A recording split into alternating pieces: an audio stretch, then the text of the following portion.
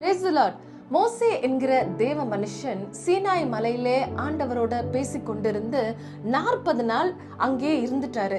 இப்போ இஸ்ரவேல் ஜனங்களுக்கு ஒரே பயம், ஒரே கலக்கம். இந்த மோசேக்கு என்ன நேரிட்டது? 40 நாள் ஆயிடுச்சு, இன்னும் கீழே வரலையே அப்படின்னு சொல்லி, சரி இனிமேல் நம்ம என்ன பண்ணலாம், நம்ம வழி நடத்த நமக்கென்ற ஒரு தெய்வத்தை உண்டாக்கிக்கலாம்னு சொல்லி ஒரு கண்ணுக்குட்டியை உருவாக்குறாங்க. பாருங்க, இந்த இஸ்ரவேல் ஜனங்கள் ஆண்டவரிடத்துல எத்தனையோ நன்மைகளை பெற்றவர்கள்.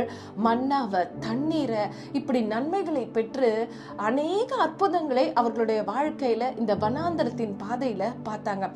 ஆனாலும் ஆண்டவரை மறந்துட்டாங்க. இப்ப மோசே கீழே வரார். கீழே வந்து பார்க்கிற மோசேக்கு ஒரு அதிர்ச்சி காத்திருக்கிறது. என்ன? அவர்கள் தங்களுக்கென்று ஒரு கண்ணுக்குட்டிய உண்டாக்கிட்டாங்க, ஆண்டவரை மறந்துட்டாங்க. இப்போ ஆண்டவர் பார்த்து மோசே கிட்ட சொல்றாரு, மோசே, இந்த இஸ்ரவேல் ஜனங்கள் வணங்கா கழுத்துள்ள ஜனங்க, இந்த இஸ்ரவேல் ஜனங்க கூட இனிமேல் நான் வரலப்பா, நீயே அவங்கள பாத்துக்கோ, அவர்களுக்கு உணவு தர, அவங்களுக்கு தேவையெல்லாம் சந்திக்கிறேன், ஆனா அவங்க பிரயாணத்துல நான் இருக்க மாட்டேன் அப்படின்னு சொல்லிட்டார். ஆனால் மோசே என்ன தெரியுமா கேட்கிறார்? ஆண்டவரே, நீங்க வராம போயிட்டா நாங்க எப்படி போவோம்? இந்த ஜனங்களுக்கு எப்படி வழி நடந்து போவாங்க அப்படின்னு சொல்லி ஆண்டவர்கிட்ட பிடிவாதமா, நீர் எங்களோட வந்தே ஆகணும் அப்படின்னு சொல்லி சொல்றார். அதற்கு கர்த்தருடைய பதில் தான் யாத்திராகமம் 33:14, என் சமூகம் உனக்கு முன்பாக செல்லும், நான் உனக்கு இளைப்பாறுதல் தருவேன் என்று ஆண்டவர் சொல்றாரு.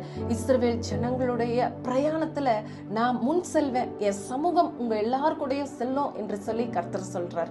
இந்த வசனத்தை நம்ம எப்படி பார்க்கிறோம் அப்படின்னு சொன்னா, அநேக வேளைகள்ல டிராவல் பண்ணும் பொழுது, கார்லயோ பஸ்லயோ ட்ரெயின்லயோ டிராவல் பண்ணும் பொழுது, நம்ம டிராவல் பாதுகாப்பா இருக்கணும் என்பதற்காக, ஆண்டவரே உங்க சமூகத்தை எங்களுக்கு முன்பாக தாங்க அப்படின்னு சொல்லி கேட்கிறோம்.